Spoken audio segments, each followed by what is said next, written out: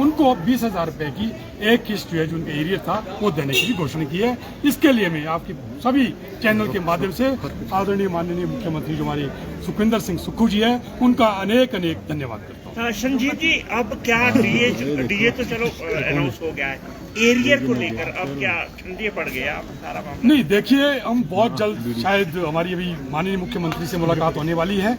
उसके बाद एक हमारी जो अहम बैठक होगी मुख्य सचिव महोदय के साथ, उसमें हम जो भी हमारे ये जो एरियर है और डीए का एरियर रहता है 1/7/2022 से 21 महीने का वो है, और साथ में जो पे एरियर है 2016 का नए पे स्केल का, उसके बारे में भी हम माननीय मुख्यमंत्री से आग्रह करेगी कि उसको भी बहुत जल्द से जल्द चरण तरीके से कर्मचारी को देने। जिस तरह से मुख्यमंत्री ने अनाउंस किया है, क्या अब आप लोग सहमत है, आप राजी है उनके जो वो हुए हैं क्या? नहीं, जो अभी उन्होंने घोषणाएं की है उससे कर्मचारी काफी हद तक संतुष्ट है। देखिए, जो प्रदेश की आर्थिक स्थिति है हमें उसको भी देखना है।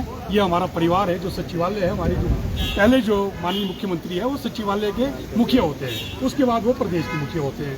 तो ठीक है, जो इन्होंने इतनी बड़ी घोषणा की है 600 करोड़ रुपए प्रदेश के कर्मचारी और पेंशनों को दिए हैं, तो एक बहुत बड़ी बात है।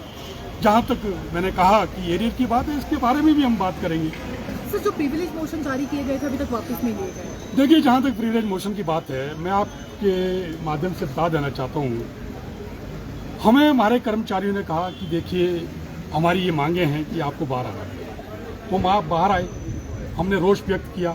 इस रोष में, इन मांगों में जो हमारी थी मांगे थी, इसमें हमारे सचिवालय कर्मचारी के साथ साथ हमें पूरे प्रदेश के कर्मचारियों का, पूरे प्रदेश के पेंशनों का साथ मिला और हमने ये मिलजुल के लड़ाई की। अब इसका जो अंजाम हुआ वो आप लोगों के सामने है। पहला जनरल हाउस हुआ, हमें मेमो इशू किया गया, तो दूसरा जनरल हाउस हुआ, हमें प्रिविलेज मोशन हमारे ऊपर लाया गया। लेकिन मुझे खुशी इस बात की है, भले ही हमारे ऊपर प्रिविलेज मोशन लाया गया, हमें मेमो इशू किया गया, पता तो चला कि हमारे ऊपर FIR भी हो रही है, लेकिन मुझे खुशी इस बात की है कि मैं सफल हुआ हूँ अपने कर्मचारियों के सहयोग की वजह से, अपने प्रदेश के कर्मचारियों की सहयोग की वजह से, अपने प्रदेश के पेंशनरों की सहयोग की तरफ से, उनके सहयोग की वजह से हम आज सफल हुए हैं। जो माननीय मुख्यमंत्री को जो सैलरी है वो भी 28 को देनी पड़ी, हमें ADA की किस्त भी देनी पड़ी, हमें एरियर का कुछ हमारे कर्मचारी को वर्ष भी देना पड़ा। तो इसीलिए हमें अपने एरियर, हमें अपने प्रिविलेज मोशन और मेमो के बारे में कुछ नहीं।